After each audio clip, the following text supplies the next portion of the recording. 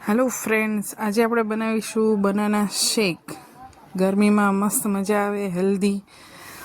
એના માટે આપણે એક કેળું લઈ લેવાનું છે. એને છાલ કાઢી અને મિક્સર જારમાં આવી રીતે નાના નાના પીસીસ કરી લેવાના છે. બહુ જ ઇઝી છે બનાવવામાં અને એકદમ હેલ્ધી શેક છે અને બહુ ઇન્સ્ટન્ટ બની પણ જાય છે. હવે એમાં બે આપણે ખજૂર નાખવાની છે. એમાંથી એનું ઠળિયો કાઢી લેવાનો છે. 1 ગ્લાસ જેટલું ઠંડુ દૂધ લીધું છે મેં. 2 બદામ, 2 કાજુને આવી રીતે કટ કરીને લીધા છે. અને થોડું આપણે સ્વીટ એડ કરવા માટે મેં 1 થી 1.5 ચમચી જેટલી ખાંડ લીધી છે. એની જગ્યાએ તમે મધ પણ લઈ શકો છો.